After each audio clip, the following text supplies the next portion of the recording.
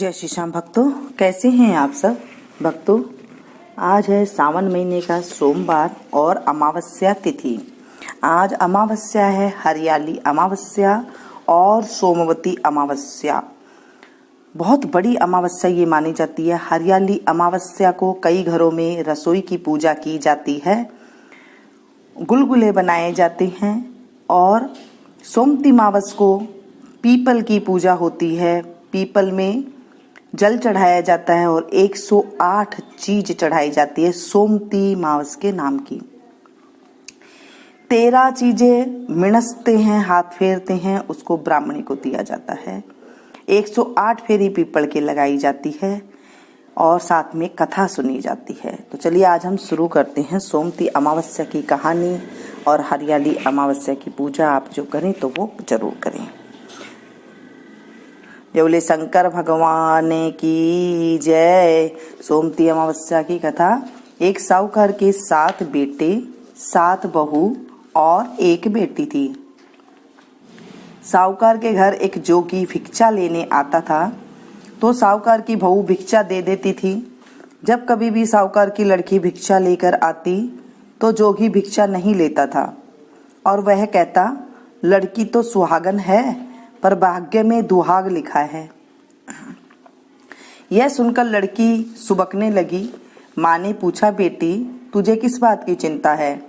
तो वह लड़की बोली, एक जोगी भिक्षा लेने के लिए आता है, वह कहता है कि तू सुहागन तो है पर तेरे भाग्य में दुहाग लिखा है। यह बात सुनकर माँ बोली, उस जोगी की बात मैं सुनूंगी। अगले दिन छिपकर बैठ गई। जोगी भिक्षा लेने आया तो लड़की भिक्षा देने लगी। इस बार भी जोगी ने वैसे ही कहा। इतनी बात सुनकर माँ निकलकर आ गई और बोली, एक तो हम तुम्हें भिक्षा देते हैं और ऊपर से तुम हमें गाली देते हो। जोगी बोला, मैं गाली नहीं देता, सच्ची बात कहता हूँ, इसके भाग्य में ऐसा ही लिखा है। तब माँ बोली, अगर तुम्हें इतना ही मालूम है तो इससे बचने का उपाय भी तो मालूम होगा। जोगी बोला, 7 समंदर पार एक सोना धोबन रहती है जिसने सोमवती अमावस्या कर रखी है।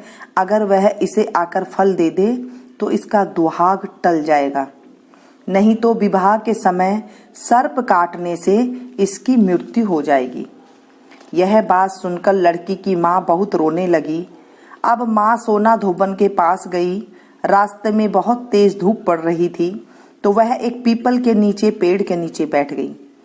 पेड़ पर गरुड़ पंखनी का बच्चा रहता था, जिसे सांप डसने से आया तो साहूकारनी ने सांप को मार डाला और बच्चे को बचा लिया। जब गरुड़ पंखनी आई तो सब जगह खून देखकर साहूकारनी को चोंच मारने लगी। साहूकारनी बोली, मैंने तो तेरा बच्चा बचाया है। अब गरुड़ पंखनी बोली, तूने मेरे बच्चे को बचाया है सो कुछ मांग ले। साहूकारनी बोली, पहले वचन भरो।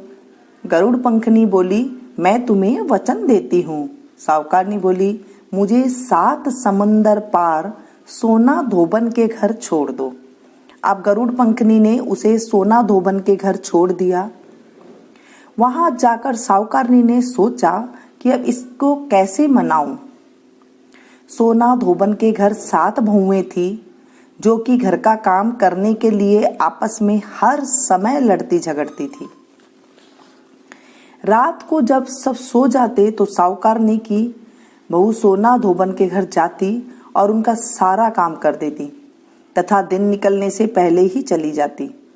अब सारी बहुएं आपस में सोचती थी कि सारे घर का काम कौन करता है।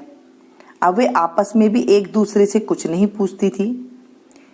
एक दिन सोना धोबन ने बहुओं से पूछा, आजकल तुम आपस में लड़ती झगड़ती भी नहीं हो, सारे घर का काम कौन करता है? तब बहुएं बोली, काम तो हमको ही करना है पड़ता है, लड़ाई करने से क्या फायदा। सोना धोबन ने सोचा, आज मैं देखूंगी कौन सी बहू सारा काम करती है। रात को उसने देखा कि एक औरत आई और घर का सारा काम करके जाने लगी। तो सोना धोबन ने पूछा, तुम कौन हो, तुम्हें क्या चाहिए? साहूकारनी बोली, पहले वचन भरो। तब सोना धोबन उसे वचन देती है। अब साहूकारनी बोली, मेरी बेटी के भाग्य में दुहाग लिखा है, सो तुम चलकर सुहाग दे दो, क्योंकि तुमने सोमती अमावस्या कर रखी है। सोना धोबन अपने बहू बेटे से बोली, मैं तो इसके साथ जा रही हूँ, मेरे बाद तुम्हारे पिताजी मर जाए तो उन्हें तेल के कूपे में डालकर रख देना। अब वह साहूकारनी के घर आ गई। साहूकारनी ने अपनी बेटी का विवाह किया। जब फेरे होने लगे तो सोना धोबन कच्चा करवा, दूध और तार लेकर बैठ गई। थोड़ी देर में सांप आया और उस लड़के को डसने लगा, तो सोना धोबन ने करवा आगे कर तार से सांप को बांध लिया। डर के मारे सांप मर गया। अब सोना धोबन ने उसे सुहाग दिया और बोली, जितनी अमावस्या मैंने करी है उन सब का फल साहूकार की बेटी को मिले, और जो मैं आगे करूंगी उनका फल मेरे पति और बेटे को मिले। हर कोई सोमती की जय जय बोलने लगा। सोना धोबन जाने लगी तो साहूकारनी बोली, कुछ मांग लो। तुमने मेरे जवाई को जीवन दान दिया है। वह बोली, मुझे कुछ भी नहीं चाहिए। यह कहकर वह चली गई। अब रास्ते में फिर सोमती अमावस्या आ गई। उसने पीपल के पेड़ के नीचे बैठकर कहानी सुनी, व्रत किया और पीपल की 108 फेरी लगाई। पीपल की पूजा करने के बाद वह घर पर गई और वहां जाकर उसने देखा कि उसका पति मरा पड़ा है। तो उसने सोमती अमावस्या रास्ते में की थी, उसका फल अपने पति को दे दिया। इसके उसका पति जिंदा हो गया। सब पूछने लगे, तुमने क्या किया जो यह जिंदा हो गया? तब वह बोली, मैंने तो कुछ भी नहीं किया। रास्ते में सोमती अमावस्या आई थी, सो उसकी पूजा करी थी, व्रत किया और 108 फेरी पीपल के लगाई। सारी नगरी में ढिंडोरा पिटवा दिया। हर कोई सोमती अमावस्या की पूजा करो, व्रत रखो, 108 फेरी पीपल की लगाओ। हे सोमती अमावस्या, जैसे साहूकार की बेटी का सुहाग दिया वैसे सब किसी को देना। कहते को, सुनते को, हुंकारा भरते को, सारे परिवार को देना। हे सोमती अमावस, हमारी रक्षा करना। इस तरह से सोमती अमावस्या की जो हमने आज कथा करी है। उसके बाद है आज सोमवार, तो सोमवार की व्रत भी जरूर कथा सुननी चाहिए, क्योंकि आज शंकर भगवान की सावन महीने का पावन। ये बोले शंकर भगवान की जय। एक बहुत धनवान साहूकार था, जिसके घर धन आदि किसी प्रकार की कमी नहीं थी, परंतु उसको एक दुख था कि उसके कोई पुत्र नहीं था। वह इसी चिंता में रात दिन रहता था। वह पुत्र की कामना के लिए प्रति सोमवार को शिव जी का व्रत और पूजन किया करता था। तब सायंकाल को शिव मंदिर में जाकर शिव जी के श्री विग्रह के सामने दीपक जलाया करता था। उसके इस भक्ति भाव को देखकर एक समय श्री पार्वती जी ने शिव जी महाराज से कहा, महाराज, ये साहूकार आपका अनन्य भक्त है और सदैव आपका व्रत और पूजन बड़ी श्रद्धा से करता है, इसकी मनोकामना पूर्ण करनी चाहिए। शिव जी ने कहा, हे पार्वती, यह संसार कर्म क्षेत्र है। जैसे किसान खेत में बीज बोता है वैसे ही फल काटता है, उसी तरह इस संसार में जो जैसा कर्म करते हैं वैसा फल भोगते हैं। पार्वती जी ने अत्यंत आग्रह से कहा, महाराज, जब यह आपका अनन्य भक्त है और इसको अगर किसी प्रकार का दुख है तो उसको अवश्य दूर करना चाहिए, क्योंकि आप सदैव अपने भक्तों पर दयालु होते हैं और उनके दुखों को दूर करते हैं। यदि आप ऐसा नहीं करेंगे तो मनुष्य आपकी सेवा तथा व्रत क्यों करेंगे? पार्वती जी का आग्रह देख शिव जी महाराज कहने लगे, हे पार्वती, इसके कोई पुत्र नहीं है, इसी चिंता में यह अधिक दुखी रहता है। इसके भाग्य में पुत्र न होने पर भी इसको पुत्र की प्राप्ति का वर देता हूँ, परंतु यह पुत्र केवल 12 वर्ष तक ही जीवित रहेगा। इसके पश्चात वह मृत्यु को प्राप्त हो जाएगा। इससे अधिक मैं और कुछ भी इसके लिए नहीं कर सकता। ये सब बातें साहूकार सुन रहा था। इससे उसको कुछ प्रसन्नता नहीं हुई और न ही कुछ दुख हुआ।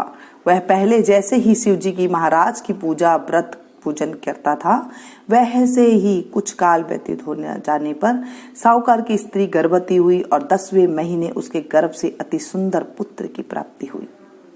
साहूकार के घर में बहुत खुशी मनाई गई, परंतु साहूकार ने उसकी केवल 12 वर्ष की आयु जान कोई अधिक प्रसन्नता प्रकट नहीं की और न ही किसी को इसका भेद बताया।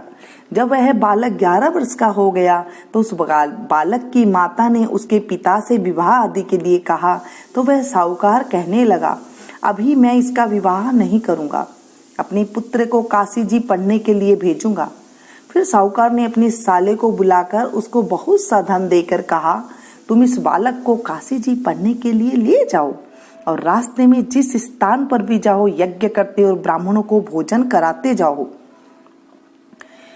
वे दोनों मामा भांजे यज्ञ करते और ब्राह्मणों को भोजन कराते जा रहे थे। उनके रास्ते में एक शहर पड़ा। उस शहर में राजा की कन्या का विवाह था और दूसरे राजे का लड़का जो विवाह कराने के लिए बारात लेकर आया था, वह एक आंख से काना था। उसके पिता को इस बात की बड़ी चिंता थी कि कहीं वर को देखकर कन्या के माता पिता विवाह में किसी प्रकार की अड़चन पैदा न कर दे।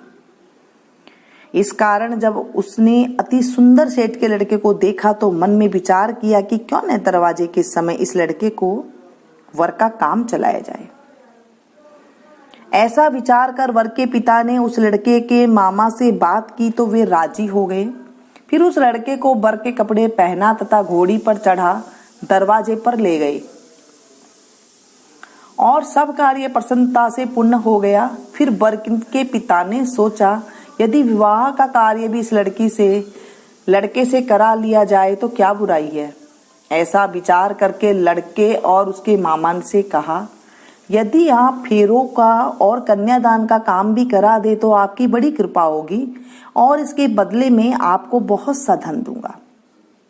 तो उन्होंने स्वीकार कर लिया और विवाह कार्य भी बहुत अच्छी तरह से संपन्न हो गया। परंतु जिस समय लड़का जाने लगा तो उसने राजकुमार की चूंदड़ी के पल्ले पर लिख दिया कि तेरा विवाह तो मेरे साथ हुआ है, परंतु जिस राजकुमार के साथ तुमको भेजेंगे वह एक आंख से काना है और मैं काशी जी पढ़ने जा रहा हूं। लड़के के जाने के पश्चात उस राजकुमारी ने जब अपनी चूंदड़ी पर ऐसा लिखा हुआ पाया तो उसने राजकुमार के साथ जाने से मना कर दिया और कहा, यह मेरा पति नहीं है, मेरा विवाह इसके साथ नहीं हुआ है, वह तो काशी जी पढ़ने गई हैं। राजकुमार के माता पिता ने अपनी कन्या को विदा नहीं किया और बारात वापस चली गई। उधर सेठ का लड़का और उसके मामा काशी जी पहुंच गए।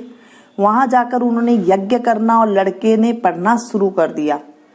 जब लड़के की आयु 12 साल की हो गई, उस दिन उन्होंने यज्ञ रचा था कि लड़के ने अपने मामा से कहा, मामा जी आज मेरी तबीयत कुछ ठीक नहीं है। मामा ने कहा, अंदर जाकर सो जाओ। लड़का अंदर जाकर सो गया और थोड़ी देर में उसके प्राण निकल गए। जब उसके मामा ने आकर देखा तो वह मुर्दा पड़ा था। यह देख उसको बहुत दुख हुआ और उसने सोचा कि अगर मैं अभी रोना पीटना मचा दूंगा तो यज्ञ का कार्य अधूरा रह जाएगा। अतः उसने जल्दी से यज्ञ का कार्य समाप्त कर ब्राह्मणों को जाने के बाद रोना पीटना आरंभ कर दिया। संयोगवश उसी समय शिव पार्वती उधर से जा रहे थे। जब उन्होंने जोर जोर से रोने की आवाज सुनी तो पार्वती जी कहने लगी, महाराज कोई दुखिया रो रहा है, इसके कष्ट दूर कीजिए। जब शिव पार्वती जी के पास जाकर देखा तो वह एक लड़का मुर्दा पड़ा है। पार्वती जी कहने लगी, महाराज यह तो उसी सेठ का लड़का है जो आपके वरदान से हुआ था। शिव जी कहने लगे, हे पार्वती इसकी आयु इतनी ही थी सो भोग चुका। तब पार्वती जी ने कहा, महाराज इस बालक को और आयु दो, नहीं तो इसके माता पिता तड़प तड़प कर मर जाएंगे। पार्वती जी के बार बार आग्रह करने पर शिव जी ने उसको जीवन वरदान दिया और शिव जी महाराज की कृपा से लड़का जीवित हो गया। शिव पार्वती जी कैलाश पर चले गए। तब वह लड़का और मामा उसी प्रकार यज्ञ करते तथा ब्राह्मणों को भोजन कराकर अपने घर की ओर चल पड़े।